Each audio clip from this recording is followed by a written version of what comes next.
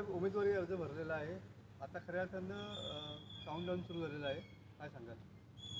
सर्वांना आवाहन करतोय की जास्तीत जास्त मतदानासाठी निघा बाहेर आणि मला मतदान करा. येणाऱ्या पोरांचं भविष्य तुमच्या हातात आहे. आजपर्यंत तुम्ही बरेच खासदार निवडून दिले आहेत, पण कोकणाचा काय विकास झाला नाही आहे. यावेळी तुम्ही मला संधी द्या.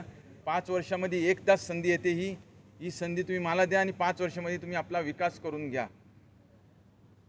आजपर्यंत इथं हॉस्पिटल्स, रस्ते, शाळा, विद्यापीठ हे झालेले नाहीत बरोबर. आणि पोरांना 12वी नंतर पुन्हा नाही तर मुंबईला जायला लागतं.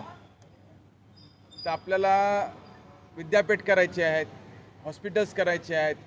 एवढे आपल्याजवळ क्रिस्टल बीच आहेत समुद्रावर, ते आपल्याला तिथं चांगले हॉटेल बनवायचे आहेत.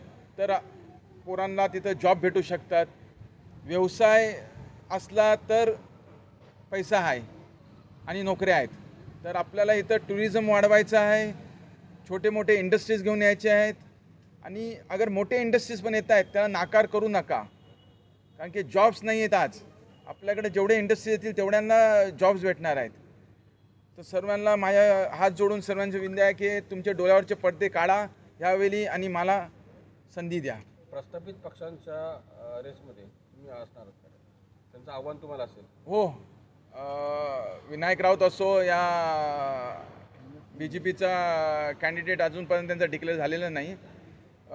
हे इलेक्शन त्यांच्यासाठी टफ फाईट आहे. आणि मला असं वाटतं की मी जेवढं प्रचार केला आहे, गावगाव गेलो आहे, तर लोकांना बदलाव पाहिजे.